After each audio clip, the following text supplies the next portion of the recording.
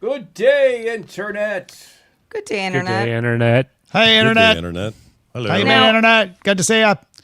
Just because we were talking about tomorrow, I thought about the theater show Annie. Who saw this besides me? Anybody? I mean, growing up, my I sisters saw the movie. loved it. I mean, are That's you all I talking heard about Movie? Yeah. the musical? Like, Well, it started as a musical, and No, but I mean- then it oh, yeah. became a movie. And but I've you know. never watched I've only watched it as a movie. I loved that movie. Loved it.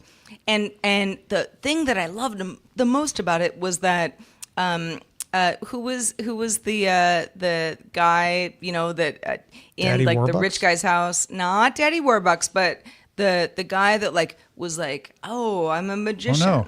We lost Scott. Go away. Where'd he go? Everyone check to see if Salt Lake City still Look under your exists. seat. Look under your seat, people. Maybe everyone made a I think run Scott for- was the magician in Annie. Oh, it may be. Yeah. Yeah, gotta hide he his was secret, like, "Oh, I got to that's bounce out of this." No, You it know, was I made like- the mistake of telling him that Hi, El Scott. Cholo Welcome back. was open in Salt Lake. Oh, no, he's back. Okay. So I don't know maybe what he happened. sneaked off to... Yeah, Maybe it the just kicked me out. ISP decided to make a run for the Run El for the Cholo. hills. Yeah, I don't know. No, we are getting reservations for Saturday. I'm very excited. Oh my good. gosh, so fun. And you've Yeah, I never can't been. No, it's relatively new. I'd heard of it. People around here raving about the place, saying that you've got to go now that it's here. And I'm like, all right, we're going. Yours looks fancier than ours. Well, I think they built Yeah, it. So that ours are area like- down there is brand new. So we're kind of old school. Yeah. yeah. Ours are in a house. Oh, well, Yours is like in a 2-story plate glass office building. That's amazing. got to start somewhere. Yeah, but the house has a more rustic, maybe not. It has a rustic charm. Yeah. Charm. Something about eating out of the same kitchen as the family that lives there. Anyway, who is the magician in Annie? Is where we left off. when Oh, Scott disappeared. So I'm trying to. He wasn't like a magician. He actually he had magical powers. Somebody help me in the chat, please, because I just can't remember. What is the film version, the 82 one, right? That's the one? Yeah. You're talking about That's the Rooster? one. Not Rooster. Punjab? Punjab. Yes. That's yes. it. Okay. That's it. Yeah, Played the by movie Jeffrey was a little, Holder in the movie. It was a little questionable. Like they were like, people from the Middle East have mystical powers. It was a bit of that vibe. But my sisters watched that on repeat all day, every day. Annie was on. Same. So Sarah, it's I mean, they're for like your age. So I think it's like It's a girl hard of a knock certain life age. for them. To the point Yeah. where, back in the day, where we would all go to like the video store on a Friday, to get like a couple VHS tapes, for the weekend, right? And you have to, bring them back, in a couple of days. I'd be like, Annie. And my mom was like, no, we're not doing Annie again. Not again. We're not doing, Annie, never ending story. Never ending story. And you were I like, know, So good. instead I know. of kisses, I get kicks. They were just what was the other one? The Parent Trap. I Love hated the that Parent Trap, movie. the original one. And after a certain point, my mom was like, "Nope, you're gonna pick a different movie because we're not doing that again." Punjab is a skilled bodyguard and healer. I'm trying to find out where he's a magician or a magic user. Well, he would like he would make things like float in the air and stuff. Yeah. Oh, because he's Punjabi. He must therefore. Yeah, he had some Well- powers. Jeffrey Holder's from Trinidad. Yeah, So- I know. He also hawked 7-Up back in the 80s, right? Yeah. Isn't that him? Really? Yeah, but never the had guy- it, never will. Make What? 7 up yours.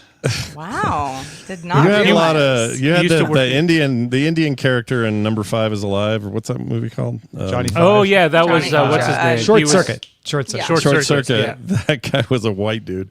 Like we Yeah. weren't opposed to some casting missteps. We didn't back try then, when we Yeah. were casting back then. but- Was that Fisher Stevens? Not Fisher Stevens. No, Yeah, Fisher Stevens. something right? Stevens. Yeah, Short Fisher? Circuit. We're rewatching Bonanza for Cord Killer's full experience. Oh, I love Bonanza. Yeah, All the Steven Chinese Fisher. characters so far played by Chinese people. Oh no 19 way! in 1959. Not Yeah. bad. See, I've never That- seen Bonanza. It was actually Yeah, I know what it is. Yeah, but like Let's sing the theme song for a second.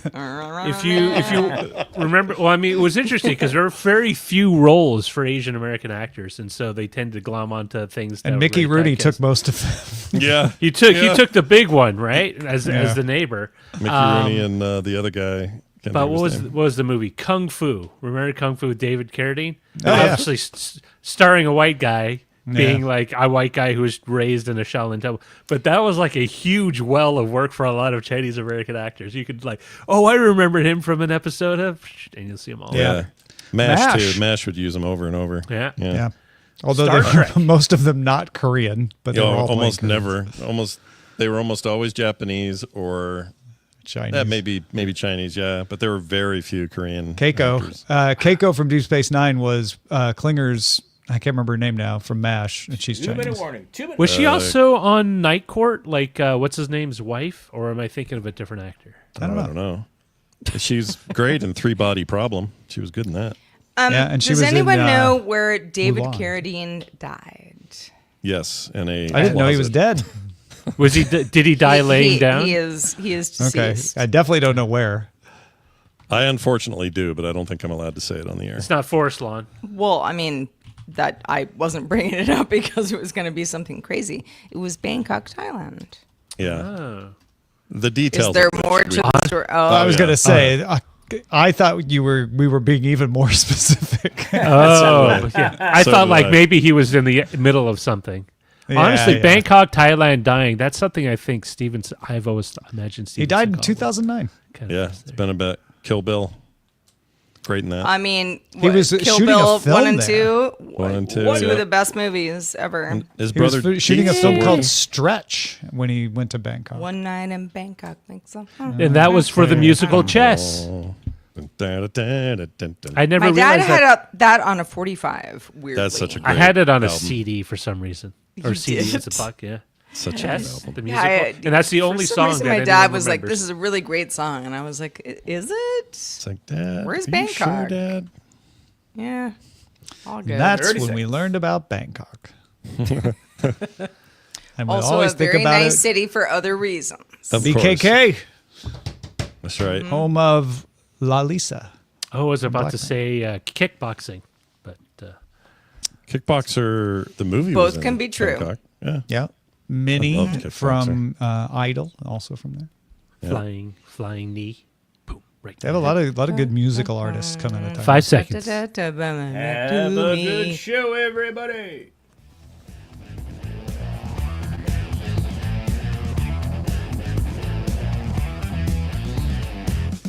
Good day, Internet. This is DTNS Live for Wednesday, August 13th, 2025. From Studio Animal House, I'm Sarah Lane. From Studio 7 in Los Angeles, I'm Tom Merritt. Here in Salt Lake City, I am Scott Johnson. Good. And I'm the show's producer, Roger Chang. DTNS Live made possible by the folks who support us on Patreon and Substack and all the places, including AB Puppy, Dale Mulcahy, Matt Zaglin, and everybody say a big welcome to our new patron. There are some who call him Tim. Yay! Tim. It's Tim. Yay! We'll call Oh, him Tim. man. We love new patrons. Thank you, Tim, for joining the crew. And welcome one and all to DTNS Live, the show where we discuss the tech news to help us all understand it a little bit better as we go through it together. Scott Johnson, how are you today? Oh, just trying to keep it real. It's 95 No, degrees. I walked a dog right No, before I really, got how here. are you? No, come And on, I'm really be hot. honest. I'm sweaty. Scott, just Tom. be I'm honest. sweaty. I'm sweaty. I'll admit it. Tell us how you really feel. Come on. I'm super sweaty right now. No, something new. Oh, you want something new? I'm also hot. So hot and sweaty. Well, if you do And, say so yourself. Yeah. Yeah, and also very excited because Scott's you guys. like, I'm very attractive and I'm sweaty. And That's so guys- Scott to be so. You to be guys saying. got me So excited Scott. about Mexican food, so I have now officially got reservations to this place, and I'm excited to go. What's oh the my gosh, place? you're going to El Cholo. El Cholo. Open here in Salt Lake City. City. I'm not sure when it opened, but people have been raving about it. You guys talked about it. Tom reminded me today, and I went, you know what? No excuse. Let's go. Oh my Let's gosh, do that it. is so fun. We're all Get- good to join you. When you going? Get the All right. get, We'll all fly to get Salt the Lake City. shrimp fajitas. Get Okay, them that's good yet. advice. I Ooh, will do maybe that. they'll get the brine shrimp from the Salt Lake. Oh no, Maybe. no, they're too gross and tiny and gross. Don't eat those. They're Do bad. you let us know if there's any like Salt Lake City specific things that you're like, oh, I bet they don't have that at the LA ones. Oh, okay. Yeah. No, I'll keep know. track of this, and we'll talk about it Yeah, next Wednesday when we're on again. Or I guess we're not here next Wednesday, but the week after that. Oh, yeah, 2 weeks. This is very fun. Let's all go to El Cholo and go back. Well, I'll you go know. to the nearest El Cholo to us. Right. Mine is actually walkable from my house. So, Rogers you know, is Salt Lake. I'm. This is easy for me. Yeah, the rest of you have to go to Santa Monica or to my version. No, there's a few it'll be others. fun. There's a few others around. So. Yeah. Yeah. Well, whether or not you like Mexican food, we are happy to have you here on DTNS Live. If you are watching or listening live, you can name this episode as we go through the show and talk about all the things you can, make your mark known. DTNS.showbot.tv to submit titles and also vote on other titles. We'll check back in on the votes at the end of the show, and one of you is going to be the winner. All right. The let's kick murderer. it. Yeah. Let's kick it off with a few stories that caught our eye today.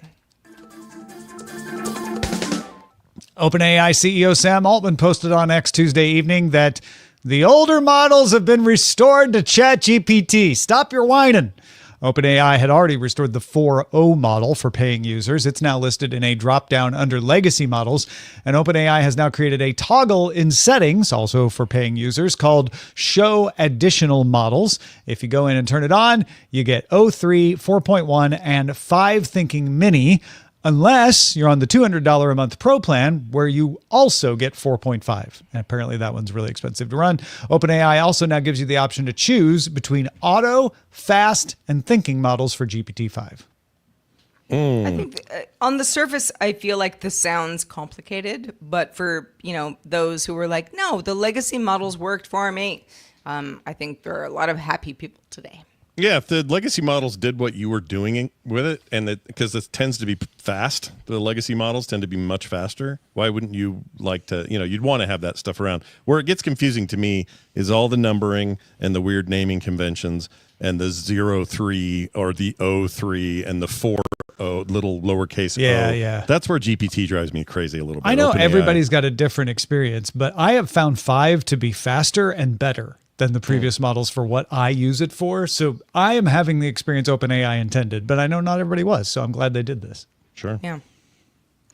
Well, Apple tells Bloomberg that the App Store is fair and free of bias after X's CEO accused it of favoring OpenAI and suppressing other AI companies in rankings. Apple said app placement is based on objective criteria, noting that other AI apps like DeepSeek and Perplexity have also topped the charts.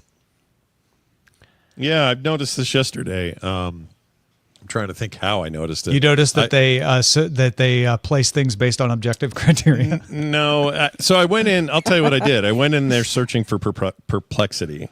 Uh-huh. The next item after Perplexity was the first thing that came up. Then there was an ad placement version of GPT. So it was blue around the edges. So you knew it was an ad. And then below that, same app, GPT, available to me as well.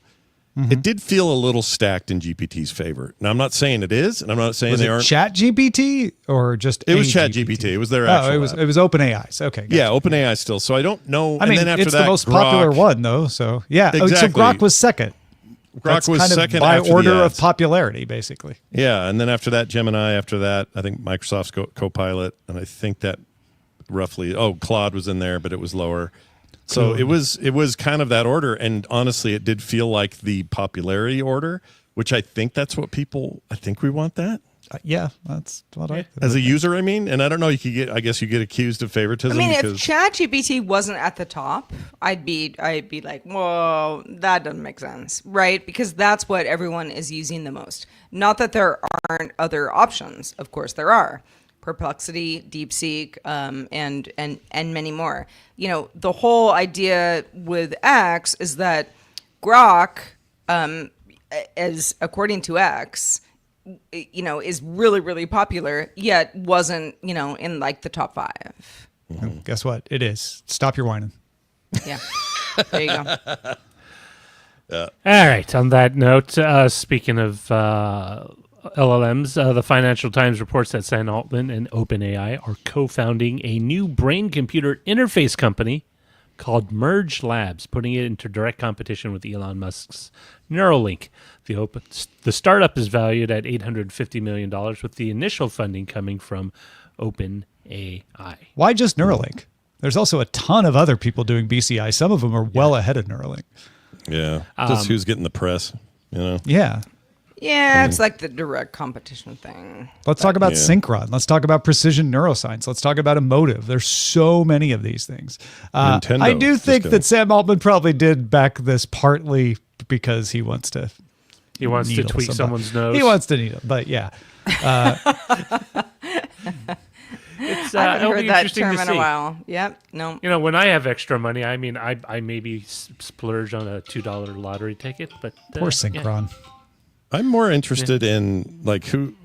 I know we have some stuff happening in the wild. What I always feel like we never hear about are examples of these chips like in the real world. I don't feel like there's a lot of that we talk about them all the time on this show. Well, you talk about them, but what I mean is actual, like Scott, people wake using up. them. But I'm saying, like, for me, mainstream discussion, I don't feel like it's happening around it. All the talk is like, do we want chips in our head? I don't know. It's like that philosophical thing. Neuralink is the new Amazon drone, although it's not quite as bad because Amazon actually didn't have a drone for years, and everybody talked about Amazon as if they did. And Neuralink has a decent BCI, but it's far from the best. It's far from the farthest along, but that's the only one anybody ever talks about. Yeah. You guys still into it? You want to get one? I will get a BCI, absolutely. When I'm not into it. Yeah. From I mean, whatever one ends up being the most reliable and does stuff the best. Yeah. Yeah. Unless they come out with something that works like a Wordle BCI but doesn't becomes require hard for me. It's to go like, in. put the thing in my brain, and then I just do. Well, like, I'm imagining it'll 2 be out of 6 because there are versions from companies that are wearable. You don't have to do an implant. That's probably what'll hit the market first, and just allow you to control cursors by thinking and stuff. That'd be great. Yeah, Control I'm my into that. car. All right, those are 3 stories that caught our eye today. But wait, there's more. Google is updating Gemini to automatically remember past conversations without prompting. If you say, I don't want that, it's okay. You have options. The rollout begins with Gemini 2.5 Pro in select countries and will expand to Gemini 2.5 Flash as well. Okay, so this lets Gemini recall details and preferences to personalized responses. You might say, like, remember how I said this, remember how I wrote this, that kind of thing. We do this with large language models. You can disable this under the personal context settings. Temporary chats obviously offer more privacy, and some people say, that's what I want. I don't want you to remember anything. Conversations deleted after 72 hours and are excluded from future personalization or model training as this model is going forward. There is also a new keep activity setting to sample user uploads to improve Google searches, which is off by default. So you have to say, yeah, I want to help Google with this. You don't have to. And it is not on by default, it is off. So it's opt-in, not opt-out. I'm confused now. Which thing is opt-out and which thing is opt-in? Because one of the things you said was opt-in and one was opt-out. So keep activity is opt-in. Keep activity, and what does that do? That's not the memory. That's something else. That is sampling user uploads to improve Google services. like your Google Photos. It's basically Google saying like, hey, do you want to help us like make the product better? And you either say yes or no.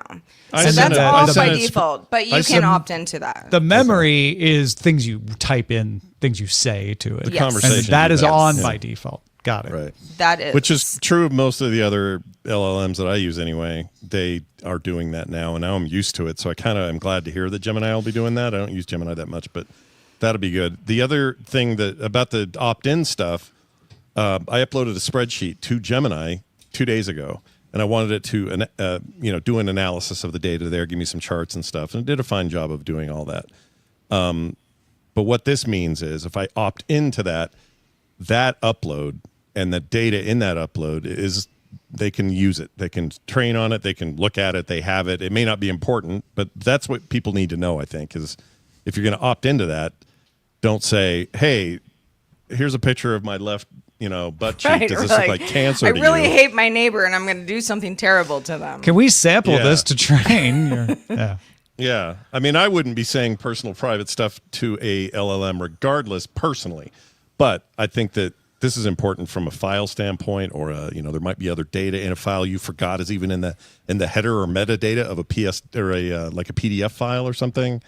Just know that if you opt into that, then they can train on that and have that and use that. You've given them permission to. Well, so I'm they can glad train it's on it, but opt-in. it doesn't mean they'll keep it and use it No. for other purposes. They're just using Doesn't mean it for any training. of those things. Yeah, Exactly. And that's it's what I'm off saying, is by just know default. that. So the bigger story is the memory thing, which is on by default. And a lot of people do use this for work. I know you were saying like, I would never say anything super personal, but what if you're like, hey, I need help crunching these numbers for my personal budget, right? Now that's in the memory, which is fine because it's, like your email is also in the memory. Using it for that right? reason. Yeah. Yeah. So if you trust Google with your Gmail, you probably makes sense to trust them that they'll, keep this memory stuff walled off and separated. But a lot of people don't trust them with their email, so they're not going to trust them with this either. Yeah. You were making a comparison in our pre-show when we were talking, when we were prepping about this and cookies. Yeah, the idea, cookies as a controversial aspect of internet use is nothing new, and we still fight about cookies these days. And we have browsers now that are, do you want us to disable all cookies everywhere? And we're all very security minded about our cookies.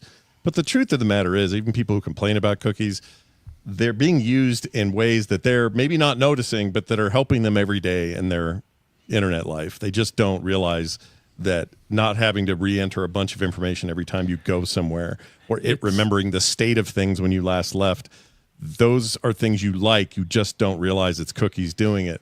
To me, LLMs remembering your conversations so that you can pick those conversations back up and go, hey, remember when we talked about this, like you would a person, that's going to feel good and feel useful and productive. And you're going to get used to that too. It's my own personal opinion. A lot of people are going to go, wow, whatever. I don't want to give them anything. They should forget everything I ever said. I get it. There's no, that's just where people are going to be. It depends on what you're using it for. I mean, there are many examples. For example, when I do daily tech headlines in the morning, I almost always I will write a description. I'll run it through ChatGPT. I could use another model. I'm not using Gemini in this case, but and I will say like, remember that this is the way I would have written it. Remember me, and I think that's actually very helpful. But helpful for a very specific type of thing. It's a specific type of query. Go ahead, Roger. I was just like it's really handy. Like when I'm asking around, like who can I call to do some sort of like, whether it's like say plumbing or electrical work, it doesn't. I don't need to tell it again where I'm at. The price range I might have, be able to afford and all that. Yeah, the next day you can say something about the plumber, and it'll know which plumber you're talking about because you specified in the previous conversation. Exactly. Or if I'm talking about like I need it in my house, it knows where roughly where my address is. So now it can more effectively say, okay, this person is 20 minutes away versus someone else who's an hour away. And so you can get more personal, like what we were describing, personalized information. But if you're super, concerned about that sort of information being reused, I mean, just be cognizant of that and maybe try to run an LLM locally, by springing it out for, $600, $700. Well, what's the worry? Or turn off the memory setting. That's the thing. There really you isn't can turn it off too. But for a lot of people, just the very notion of it is somehow... It's just the vibes. Bad vibes. Exactly. There you go. Yeah. I just did a little It's not experiment. logical. The other day I asked GPT to create a medium to hard quiz for 80s and 90s movies. And it did it. Now, this was days ago, and Many That's all you conversations said? have happened. Create a hard. And that was it. And it Wow. did. It did a good job. It was a good quiz. So now fun. that's like buried 400 conversations down. I haven't gone back to it at all until just now. I just said, hey, do you remember that movies 90s quiz thing we did? That's the sentence. Super simple, like I might say to a friend. It absolutely did. It says, if you're talking about the one we made the other day, here it is. And it says, by the way, that was medium to hard. Are you looking for more difficult? You know, like it knew where we were without me having to didn't go just click on like it. say, yeah, I remember that, when it really didn't. It actually proved that it knew what you were talking about. Better than your friends, I bet. Yeah, And that's I guess what I'm getting at is that is so useful that people are going to be, I think, in mass willing to give up a little privacy or a little bit of a setting of don't keep this for that convenience, because it's just really useful. I mean, that's the whole argument for having locally run models, right? If you're whether or not it's that there's a legitimate reason to be concerned about that because of what you do. You could assuage some of it by running it locally, or just go without, or just run it and then substitute different things and try to see if you. Yeah, I've tried that. I've tried basically blustering my way through by not giving the exact details. You always have to, because you're the amount of useful information you get is so much less. You might as well just do a web search. I think the comparison that Scott made to cookies earlier is a really good one. I recently had to clear a bunch of all of my cookies on Chrome, which is the browser that I use for just like some stupid reason. There was a website that wasn't working, and I was like, let's do it. And boy, were all those logins annoying afterwards. Now, it wasn't the end of the world. But it was definitely clunky. It was clunky getting back on the train. So I think that this is the same idea of like, do you want us to remember everything that we talked about before? If not, it's up to you. You have the power. But it's going to feel clunkier, going forward if you don't remember these things. Yeah, I'm looking at these screenshots now, and your past chat with Gemini can use your past chats to give you a personalized experience, manage and delete your past chats in activity, et cetera, et cetera. That's only on for 72 hours unless you turn on that second one that's off by default, apps activity. So that's interesting to know too. It's like it'll clear everything out after 72 hours unless you tell it that it's okay to train off your data. If you want it to remember more than 72 hours, you're going to have to let it train off your data. And it basically now it allows for, and others have been doing this, but it allows for iteration. That's where that's the word I keep forgetting to say here. It means that I can say something on Monday, some basic idea, some basic question, and by Wednesday I've had further experience, further knowledge, further conversations, and I can come back to it and go, actually, I found out these sell way faster than these. Can we come back to that conversation and work out a spreadsheet, blah, blah, blah, whatever the request is. That's an iterative process that humans are good at. We're good at doing that. These tools should be good at helping us do that.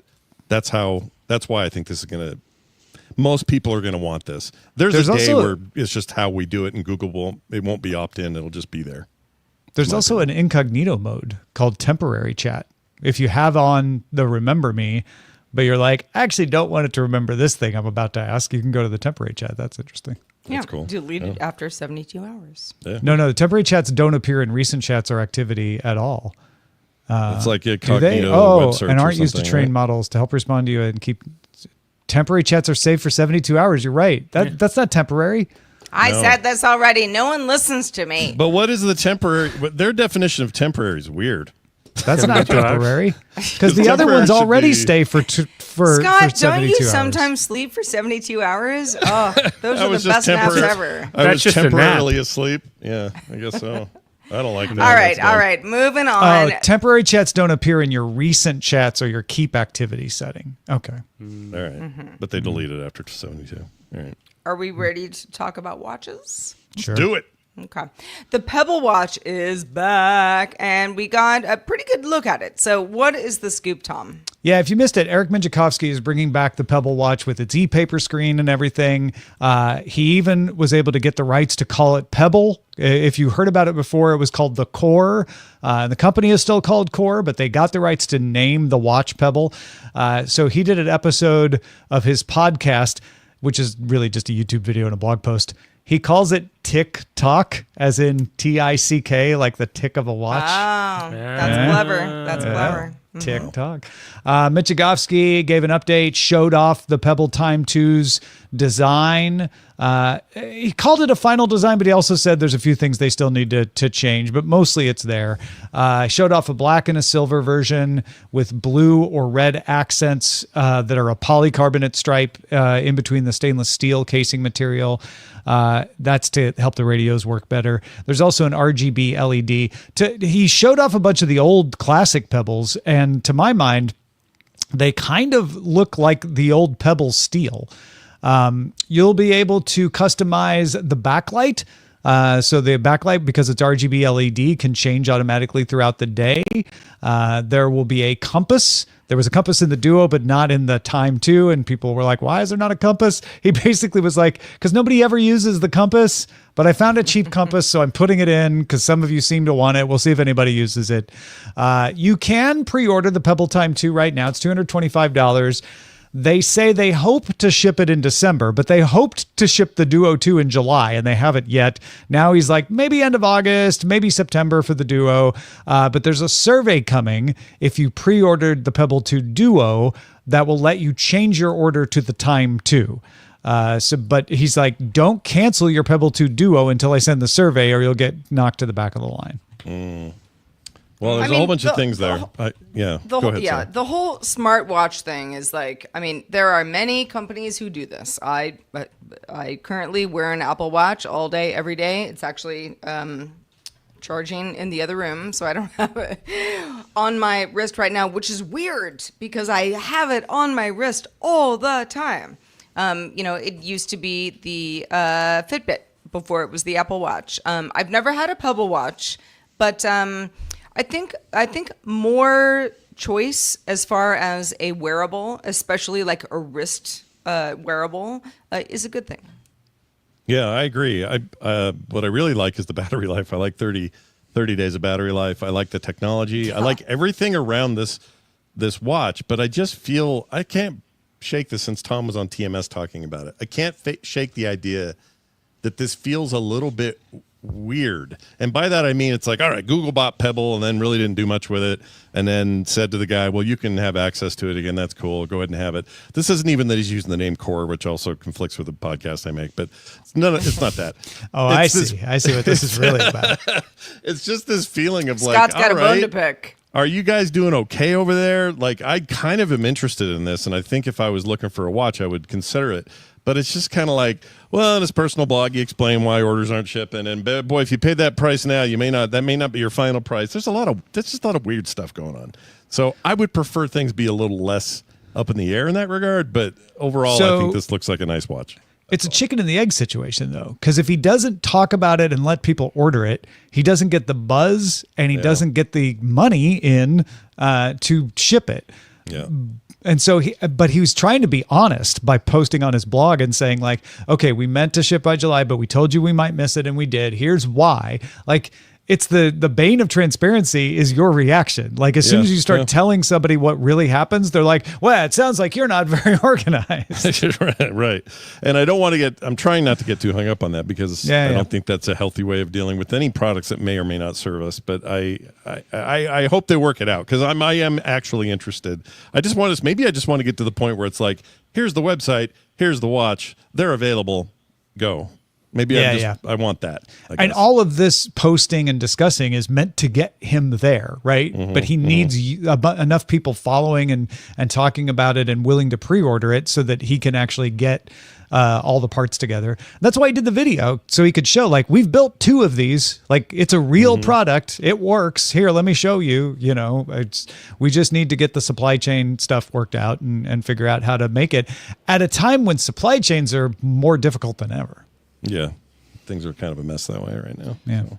I mean, I will say that, and I know the e-paper screen plays into this, but having more than 24 hours of battery life, that is fun. Yeah, that's the benefit of the I don't have screen. that with my Apple Watch. You know, much as I love it, it's like, nope, there's absolutely no way I can use it for an entire day, not charge it, and then have it the next day. Yeah. Yeah, that's the other thing. 30 days of just not worrying about it. Man. I mean, that's wouldn't it be the great dream. if everything, like your phone, your laptop, 30 days instead I of just know. hours is days? It's amazing. Although, and I will to play devil's advocate. When I used to use my Fitbit, which I wore on my wrist, this was very COVID era. So like I was a data nerd. Like every single data thing that I could get from the Fitbit, I wanted. But it lasted so long that I kind of forgot to charge it because there was like it would last like the better part of a week, and then all of a sudden I'd be like, Fitbit, what happened? Oh yeah, you ran out of batteries. It's almost better, I think, to like know that you only have one day and get it, in the rotation. Yeah. Or just have a thing that tells you charge. Or that. Which Pebble had, I think, as part of its software to kind of give you a warning. Well, folks, are you a Pebble aficionado? Do you hate the Pebble? Let us know on our social networks at DTNS Show. We're on X, Instagram, Threads, Blue Sky, and Mastodon. For TikTok and YouTube, you can find us at Daily Tech News Show. Rumors abound regarding the next version of the Xbox gaming console. What's it gonna be? But the latest one suggests that its design might be more PC-like than previous models. Scott, I know you've been following the story. I have. There's some interesting stuff on a few websites, tomsguide.com. WCCF Tech has got a pretty good write-up about this. I've been doing a little digging on it, and basically this is the baseline conversation, that this is a modular design. No longer are we talking about a discrete single box. It may still be a single box, but not necessarily discrete parts in it that are not interchangeable or easily interchangeable. As it stands right now, you can easily open up a current Xbox and put a new hard drive in there if you want to, but there's a little bit more to it.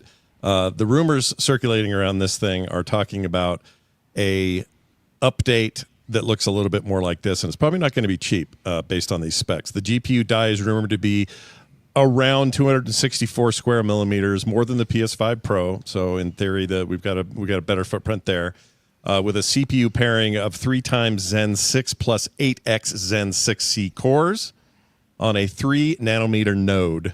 For those out there that know what these things mean more than I do, I just know they sound impressive. But the big boost likely means higher launch price, possibly $800 to $1,000. That's my current thinking. Now, it would work in theory, out of the box, ready to go, plug it in, you're off, you're playing your games at whatever baseline the launch titles look like and that sort of thing. But because they're talking about a modular APU design, unlike previous sort of monolithic models of the devices, the leaked Magnus features separates features like CPU and GPU. Those dies bridged via a silicon interposer. This enables independent upgrades and SKU customization. So here's the simple of that. I buy the thing new. 2 years later, a game comes out that will support 144 hertz monitors or televisions. And I say, the current GPU won't let me do that. I can only get 60 hertz or whatever, or 120. I can go and buy the new GPU portion of this thing, some sort of modular design, plug and play, take it home, stick it in there, bam, take out what's left, sell that, whatever I'm going to do with it. If this sounds like I'm doing PC type things, you'd be correct. This is the path that it seems to be going, if these are all true. It's really important to note, Microsoft has not commented on this or confirmed any of it. All right, so it's a lot of sort of everybody trying to make sense of some very small leaks and bits of information that have come out. So Digital Foundry reports what seems obvious, which is the architecture lets Microsoft produce multiple tiers. Okay, so a console, a high-end console, hybrids, handheld variants, without doing a full redesign. Goes along with their Play Xbox Anywhere kind of idea. So their overall goal might be offer higher performance than consoles, but save you money compared to buying, a stacked gaming PC. So I think this is an interesting idea if they are in fact doing it, but I also think there are dangers here. Roger, I know you've got feelings on the modular world of what consoles would do. What do you think of this? The modularity would benefit Xbox more than the end user. The end user will benefit as well, but the key is that Microsoft doesn't have to redesign everything from scratch, right? If there is a new GPU, because Zen 6 is the upcoming AMD architecture that releases either late this year or early next year.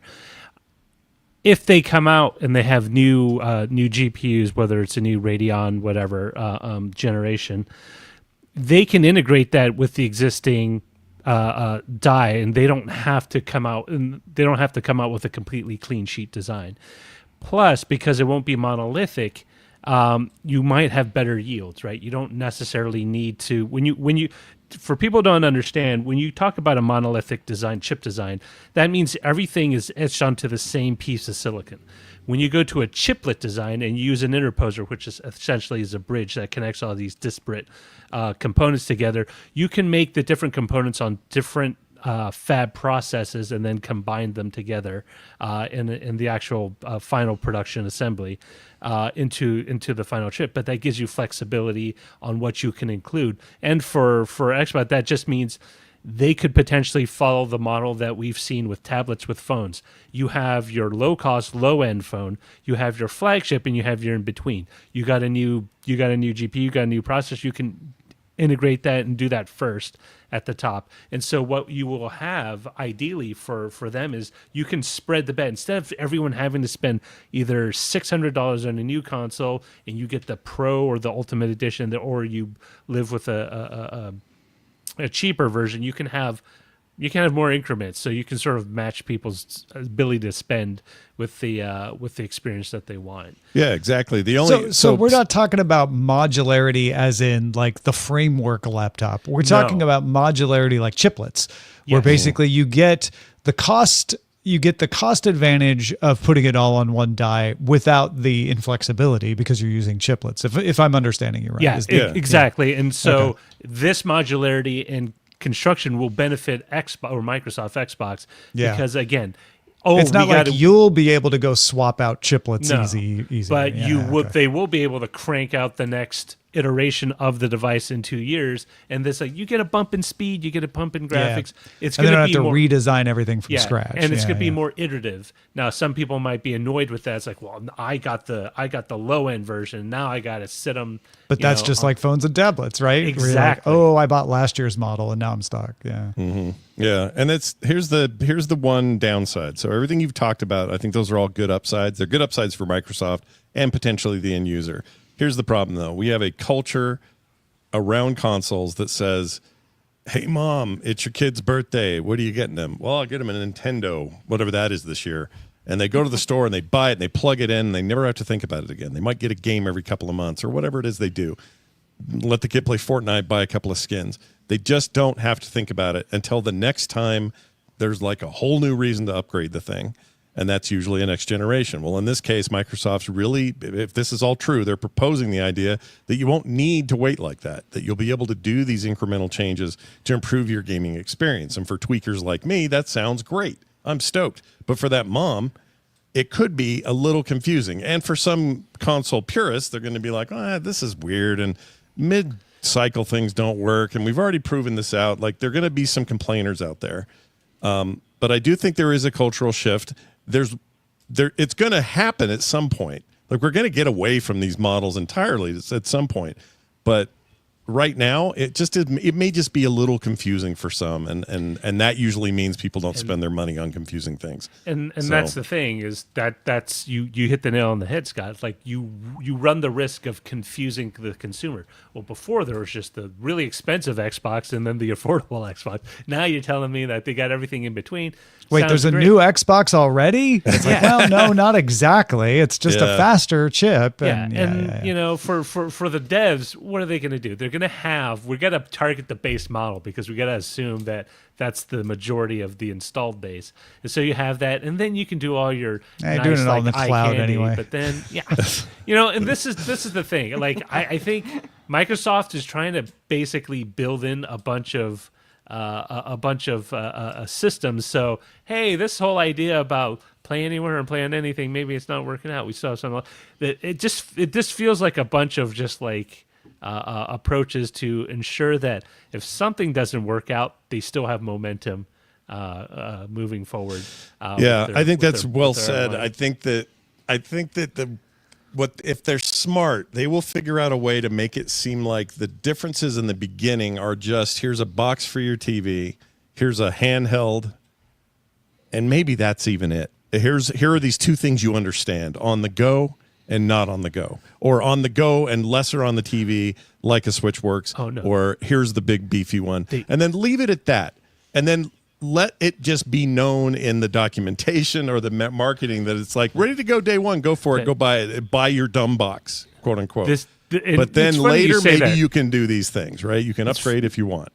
It's funny you say that because the perfect idea is like you have the handheld one, right? And then you have the regular one, and then you have the 8K one, right? You don't give out the specs. You just say you can plug it and watch it in 8K because that's what people understand. They understand the difference between 8K, 4K, and just a run-of-the-mill. I mean, that's similar to phones, right? Pretty much all phones these days have a regular model, a cheap model, and a pro model, right? And that's kind of what we're talking about here. And you'd be surprised how many people don't know which model of phone they have.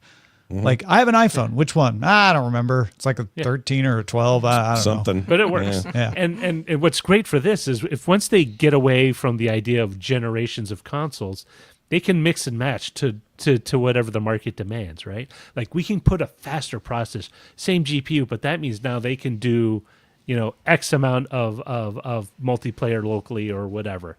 It really just gives them so much more flexibility in how they want to, target the market instead of just like, all right, we got to force people to pay $600, and if they don't want to pay that, they can pay $300 for this. Yeah, I agree. There are more options there, and if they market it right, this might be a huge boon for them. We just aren't going to know for sure until, and that's the other bit I wanted to tell people. If you're like, hey, when's this announcement happening? My prediction is you won't hear anything about whatever the next Xbox is. The only confirmation is that there is new hardware coming.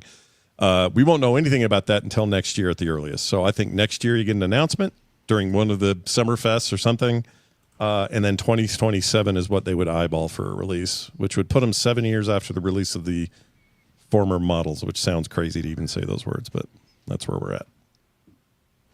All right, let's talk about food, Yes. specifically grocery deliveries. Nothing new. Depending on where you live, you have various options for grocery delivery. This has been going on for a while. Instacart, Walmart already have operations for same-day grocery delivery in that space. But Roger, what is Amazon cooking up? So if you're interested in cooking or at least eating fresh produce, Amazon is expanding its same-day delivery of perishable groceries to over 1,000 cities across the U.S. And perishables, that includes produce, dairy, meat, seafood, although meat and seafood. Anyways, basically the grocery store yeah. stuff instead of just like the Cheez-Its that they keep in the warehouse, well, right? It's the stuff where you're like, I can't like go to the park after I go to the grocery store because I have to go home and put the stuff in the freezer or the fridge. And the goal is to cover 2,300 cities by this offering by year's end across the U.S. And all the same pricing remains for all of these things.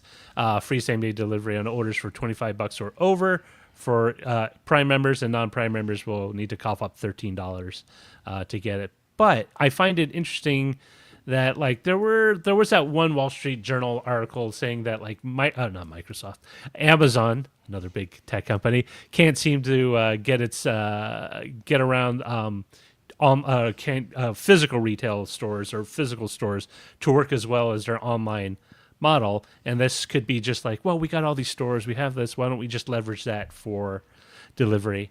I'm wondering how successful it can be. I mean, I've used Walmart and it's actually pretty good. I have yet to use Instacart because Walmart's just cheaper. But I mean, I know it's not. Have you not used Amazon for your grocery delivery? Not for groceries. Oh yeah, Walmart I used it a bunch in 2020, 2021, and it was really good for a while. And then suddenly, like, I don't know if they like reduced their staff or something, but they were getting orders wrong. Things were running a lot longer than it had before, and that's when I switched to Instacart. Early days of COVID, so that probably played a part. This was towards the end of COVID. During COVID, they were great.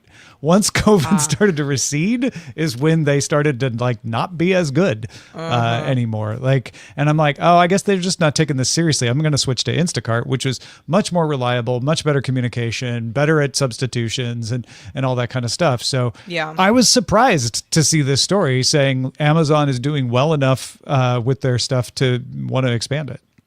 Well, and I know not everyone is an Amazon Prime member. I am. It is it has crept up, in over the years. What is it, like 130 at this point? 134, something like that. If Used only to be we like could look it up.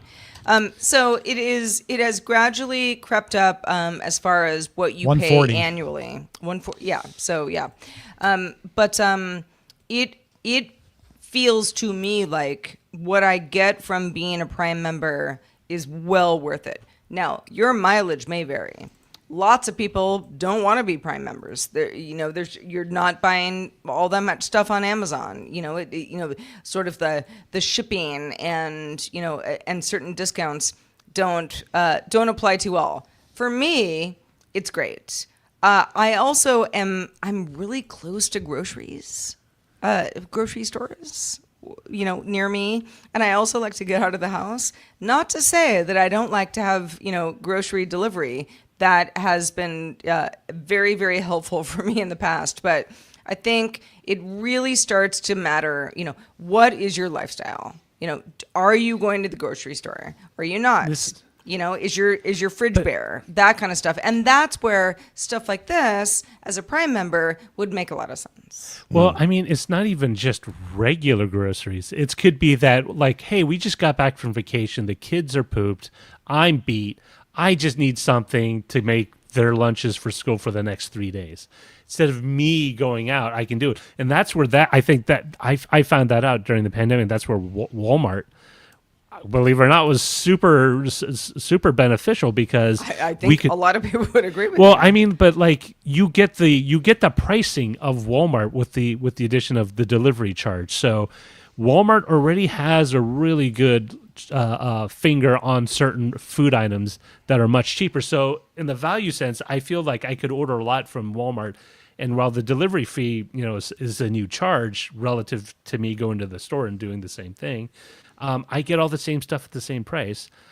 I'm wondering if Amazon can pull off that same thing, because if it's not, I mean, even apparently with they are. They're expanding. Yeah. So the answer is yes. Enough people are using it that they they're willing pulled it to. off. Yeah. They've pulled it off. See if they can pull it off with the How expansion. far can they expand? I'm surprised that they're expanding. I'm surprised that food delivery has maintained its level as much as it has. I mean, I think Sarah did a great job of explaining why people wouldn't use delivery, right? Yes, there are people in food deserts. Those are often places that don't have delivery either. But when they are, sure, maybe it works for them. But that's often a place where you can't afford the fees. So I would have thought more people would have gone back to like, yeah, it's just cheaper. I'll just drive to the grocery store myself. But it sounds like they haven't, that more people are in Roger's frame of mind of, I could drive over there, but I save so much time if I don't. And I did the cost analysis, and the extra money I pay is totally worth it to have it dropped off. And I can spend more time running the kids around or whatever it is I'm doing. Well, and going back to like the perishable stuff. I mean, perishable stuff is one of the reasons that people don't get food delivery, because it's like, well, I need milk and eggs, and that And can't ice cream. just like, yeah, like it's of the essence that you get it inside, and put As it soon as into possible. into the fridge or freezer. So that's something that, I mean, at least historically for me, it's like, I have to go to the grocery store. I can't have Amazon put a box outside my house and just it sit there for a while. But the perishable stuff is for many of us a big part of life. Hey, So. listen, if you need milk and eggs, and you can get it on your Prime membership, and you don't bat an eye like paying $24 for pizza delivery. I mean, pizza delivery that cheap anymore. It's On a good day, it is. There's a level of convenience, right? There's reasons why I buy half the hardware stuff I need from Amazon and not at Home Depot. One, Home Depot is a trek. Two, they don't always have the stuff in stock. And so I have to order it online anyway. So why don't I just order it from Amazon where I already have a relationship? They already have my address and it's a known quantity. Yeah. Yeah. And Laminar Rainbow is like, I assume it's Whole Foods pricing. No, Amazon Prime's grocery pricing is like dead center, middle of the road. Whatever your local Kroger, Safeway, whatever, like it's pretty much right along those lines. Now, if you were to get Whole Foods delivered, you're going to get Whole Foods pricing, which they can also do. I think they also do a couple other grocery stores besides the Amazon grocery store and Whole Foods, depending on where you are. So you may even have some choice, but you got way more choice with Instacart. That's why I didn't end up using Walmart, Roger, is because I couldn't find the things I wanted to order on Walmart all the time. They have a great selection, but it's not, it's not a very specialized selection. Whereas with Instacart, you have so many different grocery stores you can choose from. Not only can you find stuff, but you can also like do a little price shopping and be like, oh, Stater Brothers has the better deal on kefir right now. I'm going to order from them. Yeah, Tom's not getting his sardines in thin air. He's got, it takes work. Listen, I just need my don't ocean. even order somewhere. sardines from there. I need my Gotta 4 come from jugs of somewhere. Ocean Spray cranberry juice, and Those are heavy too. It's better to have I those know. delivered. I don't know how many of you were going to Whole Foods regularly before Amazon Never. bought Whole Foods. Okay, so never. Pretty rare. I would go, but not that. When Okay, it no. was- I take that back. I got their vegan donuts because for some reason they're really delicious. Okay, so you were going there, here and there. That used to be kind of like, that was my store. And when Amazon bought Whole Foods, all the Instacart people just went away. Because now it became like Amazon was like, no, Instacart, you're out of here. You can be like a third party thing. But Instacart and Whole Foods used to be like neck and, Simpatico. exactly. When Amazon bought Whole Foods, I thought that was the end of Instacart, but Instacart did a great job of pivoting and partnering with other grocery stores better than Amazon did, to the point where Amazon's like, well, we'll deliver Whole Foods, but not much else. And so they had to create their own grocery stores. Yeah. Yeah, my whole take on this is I think there's a deeper thing here about, and I'll make this brief, but I think Walmart's having a moment, and this is part of is. their moment. They are. Walmart doing is having a really moment after all these years. Wow. Yeah, Finally. What I mean by but that Plucky is little Walmart's- underdog gets its day in the sun. There's more 7 to it years than that. ago, It's there like was- No, it's I like know. interior in the interior of those places. Yeah. What Target used to be known for. Walmart's made strides. I so mean, I'm just Walmart's saying. always Walmart, but Walmart pivoted in the way that people didn't think a large cap company like They've in revitalized. retail. Yeah. Yeah, I they think you're right. they did something that a lot of people were very skeptical they were able to pull off, and they pulled it off. Yep.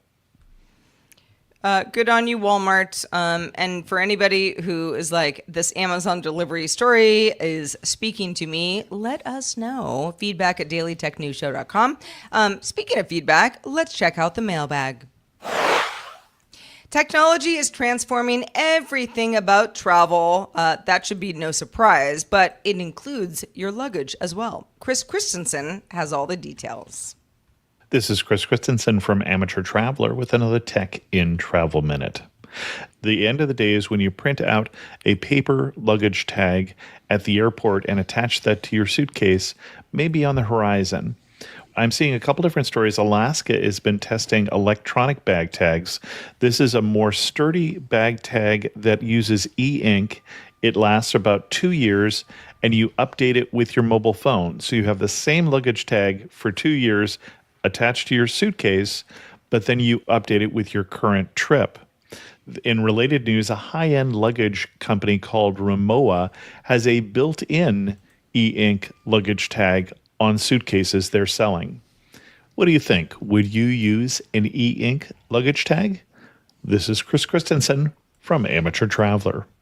Yes. Oh, man. Yeah. You're right. Give it to me now. Well, I mean, isn't it funny? Because I'm thinking luggage tag. It's like, you get off, if I check a bag, for example, luggage tag, I'm in the hotel or wherever I'm staying, and then I'm back at the, the airport, and you have to, make sure that, the tag is off, or for whatever reason, it's not going to confuse the people when you check your bag again. To have a tag that's going to last for some time, makes great sense and just feels like less waste. And it's e-ink, so it can still have the big BKK or MIA or whatever it is, so it's, you're not just hiding it in an NFC tag or something. I think that's great. I love it. Yeah, I love it. What's More BKK? e-ink in our life. More e-paper Bangkok. on everything. That's what I want. Yeah. More e-ink. Well, everyone on the Pebble Watch team, thanks you for that, Scott. Can I use my Pebble Watch as my bag tag? Just, tie it around. Oh, that's actually We might a be good getting to that point. Honestly, we might be getting there. Remember, if you have thoughts on anything that we talk about on this show, please send it to us. We love your feedback. Feedback at dailytechnewsshow.com. Ideas for future shows, all the things. Of course, if you're a patron, you can also comment on anything we post to Patreon as well. Scott Johnson, always a pleasure. Let folks know what you're cooking up besides e-ink things. I'll tell you what, on the actual show called Core, nothing to do with e-ink or watches, we have a video game podcast called Core, and it's fantastic because we get to cover all the cool stuff around the gaming business and have a load of fun while we do it. If any of that sounds interesting, do check out our show this week where we will talk a bit about this Microsoft news as well as other things over at frogpants.com/core or wherever you get your podcasts. Fantastic. All right, during this very show, you folks have been in there submitting 43 different titles, and we're going to use them all. No, actually, we don't have enough room in the character count, so we have to figure out which one to use. 74 votes. I love that people were in there voting. Saray TW leading the table with Gemini. Remember when I said don't creep on me? Gemini's like, well, that was in your settings. And Gemini's like, no, I don't. That was more than 72 hours ago, so I forgot. Nick with a C has, it's back. Quit your whining. Goes along with As the Grok Turns from Fred 819. Nice. As the Bleeding Edge Turns from G. James B. Pebble, flash your screen if you're okay. That's pretty good. Amazon is letting them cook. Willie Scott. That's a good one. So many good one. Modularity, Yields of Dreams. Oh. Also from Saray. Saray had a bunch of good ones today. G. James SB, perishable carts. Nice. Perishable carts. Oh, I get it. Sometimes they just don't last. Yeah. They're perishable. Get it? Temporary can be a relative term from GPEG84. Sarah, what are we going with? Well, we went with W. Scottus Ones. Amazon is letting them cook. Thank you, Willie Scott. Big thanks to everybody who supports us all the various ways. We stream on LinkedIn. We stream on YouTube. Sometimes we get people on YouTube giving us super chats and stuff. Leminar Rainbow's always good for that. Thank you for those. We got people on Twitch. What do we got here? PC Milesy gave us 60 bits 7 minutes ago. Thank you, PC Milesy. PR Johnny 99, first time watching live from North Carolina with 100 bits. Thank you. Oh, nice. Ryan in Minneapolis resubscribed for the 20th month. We also got a follow from PRM Law and Atomic MSG.